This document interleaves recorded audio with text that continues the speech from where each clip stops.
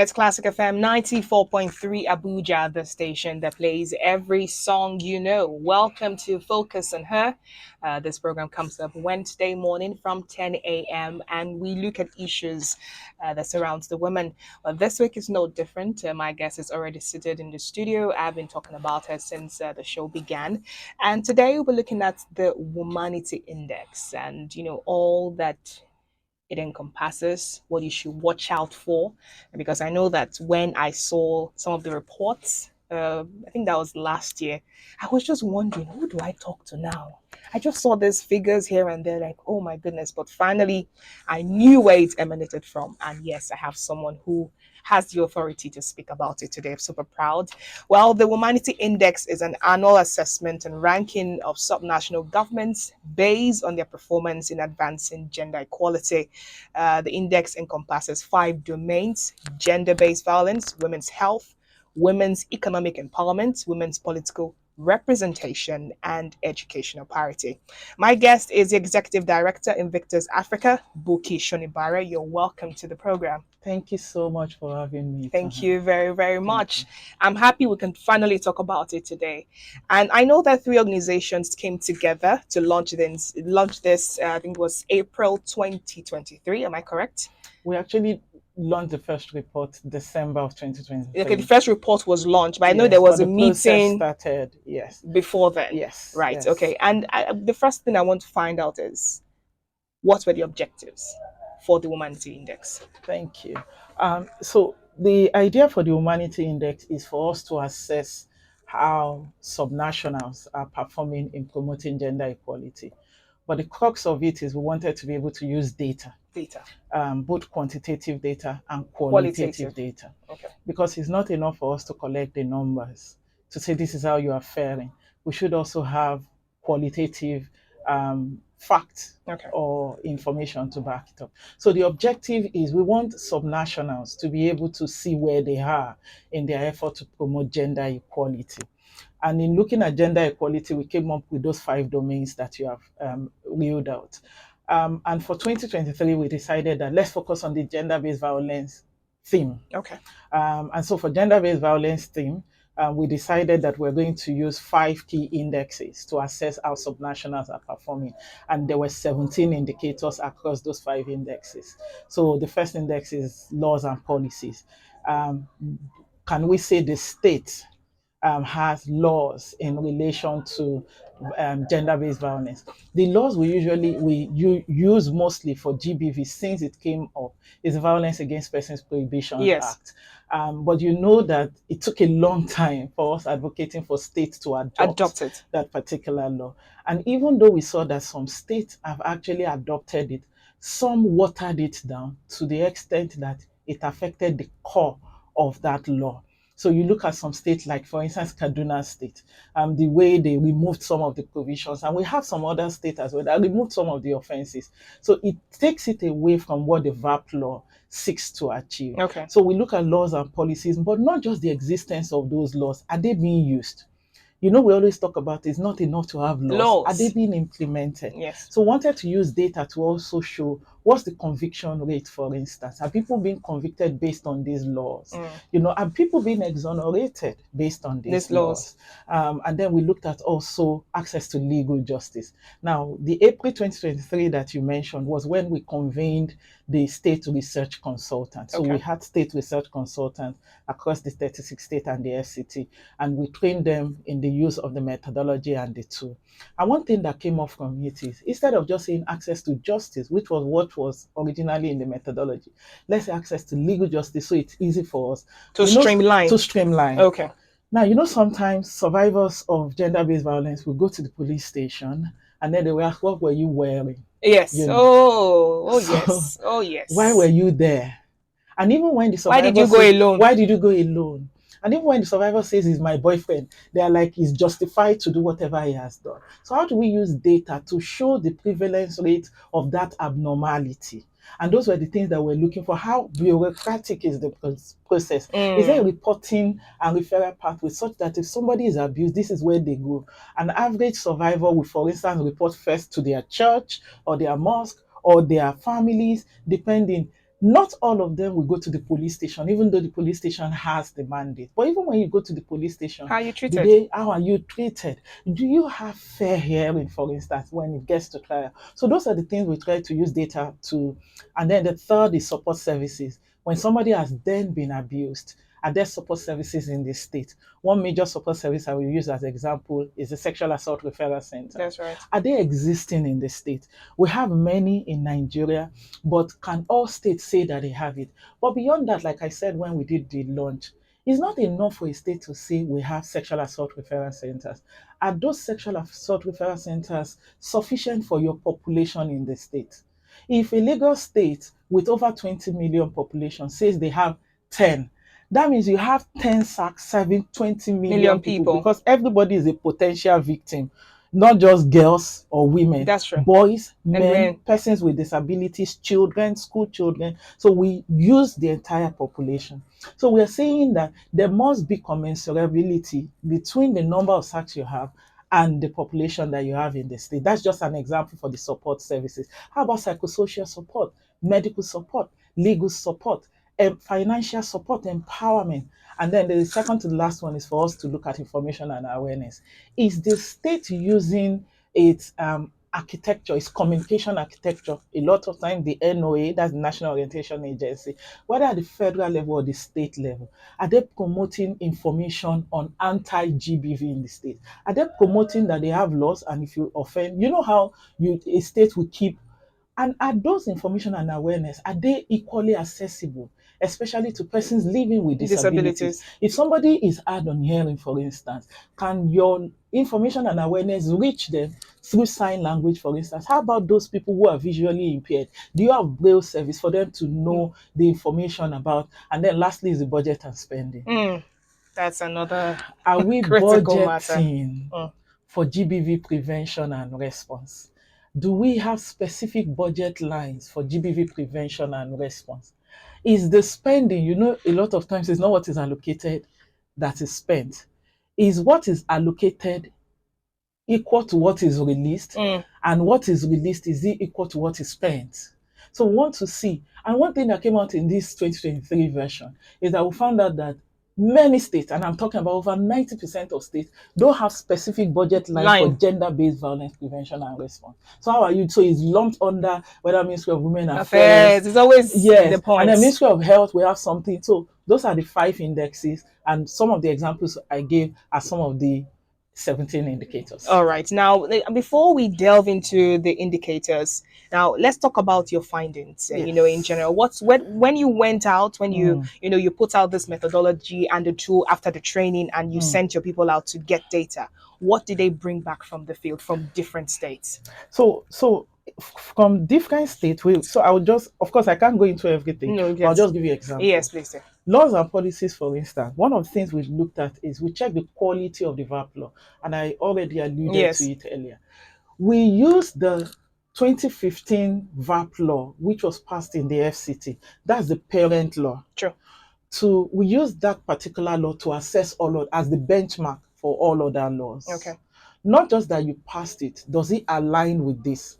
So we rate states based on that. We found some states like Sokoto State, for instance, like Abia State, for instance. They didn't just adopt the VAP law, they made novel provisions based on their realities in the state. So one of the things we found is that there are states who made provisions. So one of the northeastern states, I can't remember, they made a law on gender-based violence in situations of kidnappings and abductions. Okay. Because that's their reality. That's their reality. So they made those laws and put it in their own VAP law. So we checked with that. And then we also saw that some states removed some provisions.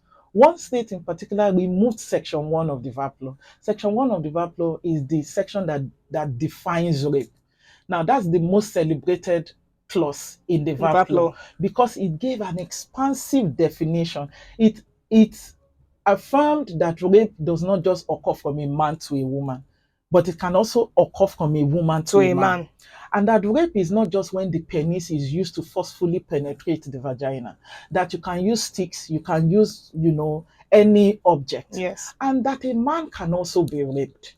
So the VAT law gave an expansive definition, but we found some states either remove it or they adjusted it in such a way that whittled down the purpose of that. And the drafters of the VAT law did that because we realized that the extant laws that we have that deal with rape, for instance, that's the Criminal Code Act and the Penal Code that is applicable in the North and Yes. in the South, respectively, that it is not sufficient. So if you look at some the section in the Criminal Code, that it only recognizes male to Female rape. Yes. to female rape. That's So it. which is very limited. What happens to the men that are also being abused? So that's just an example of what we found. In access to legal justice, of course, we had a lot of findings related to the fact, and this is quite interesting, the fact that people did not trust the formal system. The formal system says when you have been abused, go to the police station. So there's still that trust, even though the police is trying to build that trust, but there's still that trust deficit. We realize from that particular index that people prefer to go to the informal justice system. Which are the churches, the mosques, family units, and the rest. Exactly. So people prefer to go there. In fact, in one southeastern state, people prefer to go to the age group, what those they call age group. Yes. I think that is Ebonyi State. People prefer to go there because if your matter gets the age group, you are done for. Because they will beat you, they will collect your land, they will do something, you know. So people feared it because they felt that their justice is one. So people prefer to go to the police station, that they are reported to the police station and not the. So we found that out. For support services, of course, we realized not many states have SACs. We also realized that even for states that have SACs, that those SACs are not effective. Many of them are not effective enough. And that for a lot of the SACs, most of the SACs in Nigeria are funded by NGOs, international NGOs. So most nothing is contributed from the state level. From the state. And don't forget, this is a subnational assessment. So most of them are not being funded by the state. Some, when they establish and they do the old paparazzi, they just pull back. They pull back. So they are now struggling to look for the money. Some are not even set up to the standard of what a SAC should be. Like. So we found that out. For information and awareness, we realized that many are not being done. They will do one. And then many of the information and awareness programs, you realize that they are doing it on March 8th, around which is around International Women's Day. Not like it is a culture, like we are a state that is against GBV and we keep promoting that. Of course, budget and spending, we realize that, you know, the per capita spending in fact, for some states, the per capita spending based on what the Ministry of Women Affairs is allocated and the female population in the state, you realize that some states you have 53 naira. So that means, what that means is that the state only allocate 53 naira to every woman in their state to cater to anything that the Ministry of Women Affairs is supposed to be doing for each woman. So we did that based on the female population vis-a-vis the budget allocation to the Ministry of Women Affairs. So those are some of the findings. But let me close my thoughts by saying that what we then did with Womanity Index is to rank states according to color codes. Yes, I noticed that. You noticed that. So we did an overall ranking based on the cumulation of all of the indexes. And then we now did for each. It will interest you. So we use color codes. Blue is the topmost, and then followed by green, amber, and then red. When you are a red state, it means that Odo is like you scored 0. It will interest you to know that Lagos is the only blue state we have. And that leads me to my next question. I'm sorry to cut you there, but I want to understand, what were the things you found out from Lagos that stood out so good, so much, that they had to be given the blue in comparison with other states where you have, in fact, amber is the largest. Is the largest. Okay, let's start with comparing the blue and the green, because I noticed that for the green, we have Delta, Akwa Ibom, Edo, Ekiti, and Ogun. Those were the states that came close to Lagos. So in comparison, what did you find out? So again, don't forget that it's based on each. So for the overall index ranking, for instance, you have to, so there's a back-end dashboard. It's an Excel dashboard with a lot of computations that for each of these indexes that I read out, a state can either be blue, those 4 colors. Now for each of it, you score 1, 0.7, 0.5, or 0. So we did the overall calculation, and then you can come up. Now, if by the time we do the overall calculation and the average of it, let me not go into the whole mathematical formula. and you score 4, you are a blue. Okay. And then when you now score greater than 3, but less than 4, greater than or equals to 3 but less than 4, You are you're a a green. green. And then when you score greater than or equals to 2, but less than 3, you are a green. And then when you score less than 2, you are a red. Red. Why did Lagos stand out? First, Lagos has been the model state. I will tell you one major thing Lagos did Okay. well. Okay. The fact that they have the Domestic and Sexual Violence Agency is a separate agency that deals with sexual violence. That Amazing. upped them because that agency is Dedicated. focused. Thank you. So, and is led by Titilola Vaivo Adeniji, who, in the course of when we did the launch, she was brought in, she was invited, she was on the panel, and she shared a lot of things that Lagos is doing well. And let me quickly say at this point, what we are now doing moving forward is to do what we call the Womanity Index Peer Learning Series, to bring blue and green states together with amber and red states on each index, for the blue and green to share what they are doing well so that they can hold and support the amber and red states. That makes a So lot of Lagos, sense. for instance, is where we're hosting the festival. Okay. Lagos laws and policies. Lagos law on domestic and sexual violence predates the VAP law of 2015. I see. Lagos had come up with their laws long ago. In fact, people so fear the DSVA in Lagos. If you're a husband and you beat your wife and they take your matter to DSVA, they first of all remove certain privileges from you. And then when you are reported and you are found wanting, you have to be paying a certain amount to the woman. Like, it's not DSVA that decide on it. DSVA partners with the police and the Ministry of Justice to bring about justice, expedited justice. Not the one that is elongated. It started in 2020 It's and ending in 2024. It's still on. still on. Do you get? So because Lagos has that dedicated system. Another thing on that support service, Lagos has over 80 sexual assault referral centers. What did Over they do? 80. Yes.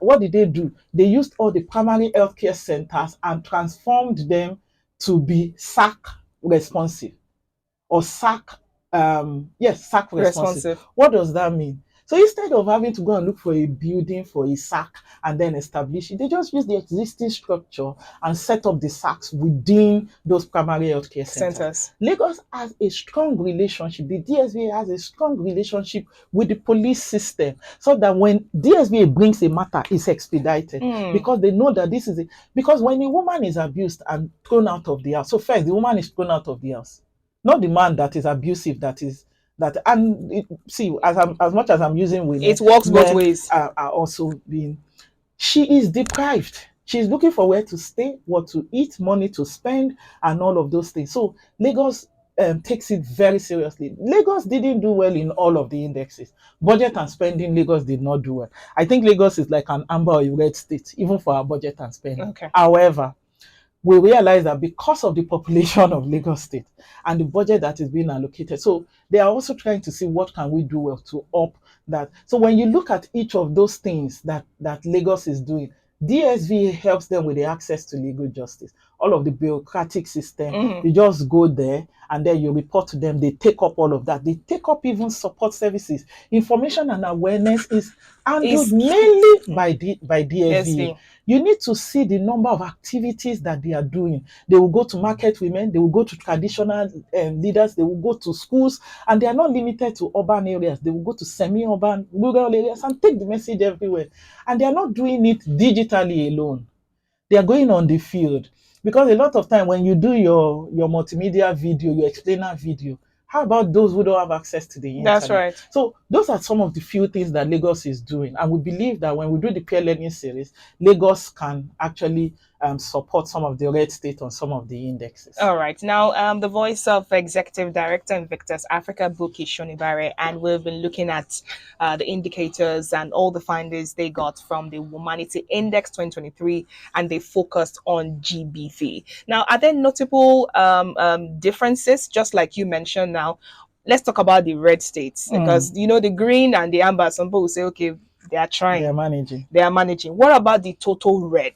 Yeah. Is it that they failed with surrounding all the indicators? Did they fail 100%? No, I won't say they failed 100%. Okay. So in one index, So let's say, for instance, in the overall index, you find Akwa Ibom as a green state. But when you now go to, for instance, like access to legal justice, Akwa Ibom is an amber state. An amber state. When Okay. you go to budget and spending, Akwa Ibom is actually a green state. Just using that as an example. Okay. So it doesn't mean they fail, but by the time we compute it and we do the cumulative calculation, so long as you score less than 2 cumulatively, you are in a party. So it's not like in everything they are bad. Okay. But we're saying that cumulatively you must be able to score way above. But when you now, so the way we did the color ranking for the overall index, yes, we did color ranking for each of the indexes as well. And then you see how state performed in that regard. All right. So what interventions, can be made by these states? The Mm. green, the amber, the Yes. red. What Yes. interventions can they inject, before the next Womanity Index that, would actually help to make them look like, we're working on it. Yes. There's progress Yes. before the next one. Yes. Good question. So the next, let me start with before the next one. So the idea for Womanity Index is we're not releasing it every year on a particular theme. Okay. Because so we do every other year. So as we have done GBV in 2023, the next GBV will be 2025. Okay. So that we have 1 year after the release of the report to do what we call post-report launch engagement and support. Okay. You mentioned at the beginning that it's being done by 3 organizations. Let me quickly clarify that. So Ford Foundation is funding this over the next 3 years. And we're doing it in Nigeria, Ghana, and Senegal. As a matter of fact, our next is, so Ghana's own will be out this year, and Senegal will be out next year. And what we're trying to do is, we want to do like sort of like a comparative analysis of these African states to see what we can learn. What are they doing well? For instance, in each of the indexes that Nigeria can learn, or that Ghana can learn from Senegal or something. So for what we did also in the report, now to your question directly, is for each state, in the full report, I'm talking about a report of 218. In the full report, each state has 5 pages dedicated to them. The first page is usually like their basic data or information, and all of the summary data that helps us arrive at whether they are amber or green. And then we now did a summary assessment of the indicators, the key findings under each indicator, and the recommendation under each indicator. What we try to do is to make sure that we don't make it too texty, such that it becomes another report that people are trying to read everything. So we have something, for instance, like a page like this. I don't know if your viewers can see it, but like a page like this, and then we have the ones that we just say, just this. This is a 1-pager. This 1-pager has the serial number, the indicator. So you see that under laws and policies, you have key findings. We just got out 2 key findings, and then under recommendation, we got out just 2. So that it's not cumbersome. You know that for you to move from red to amber, do this, focus on it. It will up your number. It doesn't mean that every other thing is perfect, but just focus on these 2 things. Which brings me to our partnership with the Nigerian Governors Forum and the Nigerian Governors Wise Forum. So they're a partner on this. You'll see their logo on the report. They helped us well in assessing all of the states. So when we had issues with the budget data, the Nigerian Governors Forum helped us to contact all of the governors in all of the states, and they dedicated someone in their offices who then provided the data that we needed. So to your question directly is to say, look at your 1-pager, look at the recommendation. Just imagine a governor picking this, and that's one of the things NGF told us, Nigerian Governors Forum. How can we support the governors? Like, they want, NGF said specifically to us that we want all of the states to be blue states. That's good. That's good projection. Yes, that's good projection. But we know that certain states, and I won't mention, we have problems like, for instance, laws and policies. Because Nigeria is a pluralistic legal system, it's not just our main laws that apply. Some states have, for instance, the Sharia law, and some provisions of those Sharia law contradict the provisions of the VAP law. So until they are able to break some of the religious and cultural backings for these laws that don't align with the VAP law, it will be difficult for them to be blue states. So there's a page for recommendation, and once they do that, it takes them up. And every other year when we assess, we see how they are doing. It's our goal and hope that every state will be a blue state. Yes, it's like I said, it's a good projection, but a lot of work needs to be done. And, our governors also need to put in the work. Yes. It's not just having, these indicators, having the recommendation. Do you do something about it? Yes. Does the House of Assembly go back to say, okay, these were the recommendation. What can we do? Because what we need is support, but you also need to do the work to ensure that this support is active. And I like active. what you said about the National Assembly. So for state houses of assembly, for instance, just imagine if they pick their VAT law. One thing we did for all of the state is to assess their VAT law. And at this point, I must give credence to NAPTIP. NAPTIP did an analysis of the VAT law, of all of the state VAT laws. In fact, it's the analysis that we use for the Womanity Index, where they picked each of the VAT law and assess where the gaps are. So one major aspect of the VAT law says, for instance, there must be compensation. Some states removed that provision. Some says you must have, sex offenders register. Some remove that particular provision. Some introduce novel. So imagine if a state house of assembly pick the Womanity Index, look at the part that relates to them, i.e. the laws and policy part, to say, okay, what do we need to adjust in our VAT law for us to be a blue in laws and policies? That's right. Yes. All right. Now, as we begin to wrap up, what are the future plans, goals for the Womanity Index? You had mentioned earlier that you're moving to Senegal and Ghana. But focusing on Nigeria, you looked at GBV. What next? So what next? Okay, this is the first time I'm hearing what next. What next is looking like women's health. Okay. Most likely, highly likely, women's health. So we're doing a women's health index, which is also a Womanity Index model. Sure. The use of indexes and indicators to assess subnationals. Okay. And that's been supported by another organization entirely, where we're looking at women's health, access to primary health care, maternal mortality rate. How are states performing in promoting women's health in their state? So we have specific indexes and indicators. So that's the next for Womanity Index. Now, it doesn't mean that this is the end for GBV. Every other year, we come back to a particular theme so that we see how they are fed. I must salute Katsina State. Katsina State was a red state when we launched. The Commissioner for Women Affairs attended, and I was, really thank all the governor's wife that attended. But the commissioner, when we finished, she came, she said, what do we need to do? Love it. That Katsina cannot be a red state again. She was really passionate. But between then and now, that's between December and now, I'm telling you, we are showcasing Katsina State right now. They have set up their sexual assault referral center. They've passed their VAP law.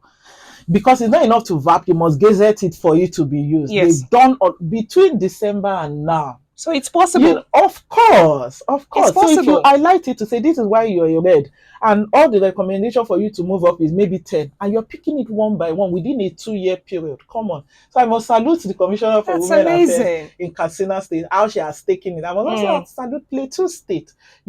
The commissioner came and was like, she literally was teary-eyed when she came to say we should not be a red state. We should not be a particular color, for that. She's going to go back and you will see traction.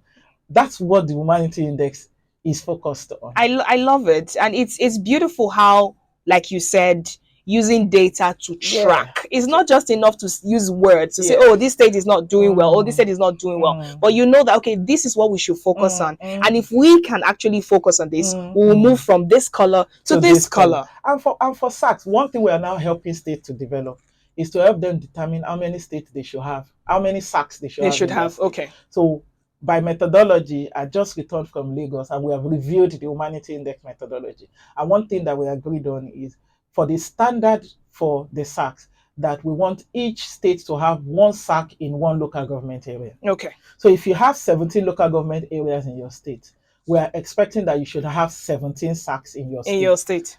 Do you get? So that both urban and rural within that state can access easy access. Don't have just 3. Spread across in the urban area, and people in the rural area where a lot of times GBV cases happen cannot come there because of geographical limitations. That's right. Also, I spoke with some women some members from the Women Affairs Secretariat a few weeks ago, and they mentioned that the SAC is something that is in the mind of the mandate secretary, and it's something they want to focus on in the FCT. So it's a good one. With all of this data, it would help to build, and hopefully in the next couple of years we would have success. And I want want to thank you and your entire team for this amazing accomplishment. And I Thank you. cannot wait for the next index to come out. Yes, I'm yes. totally looking So forward as to you it. thank me, we are also grateful to Ford Foundation. Yes. And we partnered with Budget for Yes, this. I Womanity noticed. Invictus Africa partnered with Budget for this.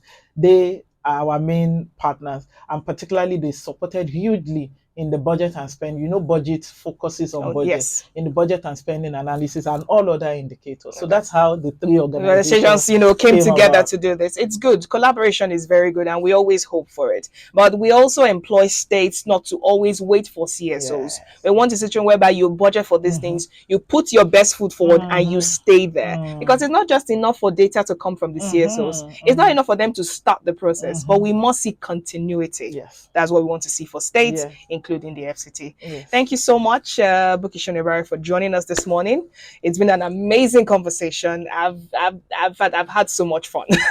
I can't believe 30 minutes went by so fast. Honestly, I'm like, oh my god. Thank you so much. She's the executive director in Invictus Africa, and we're watching out for Invictus Africa because so much more is coming from that. Thank you so much, ma'am. Thank you, Itohan. I appreciate you. The Classic Morning Show continues. Do stay with us. Good morning.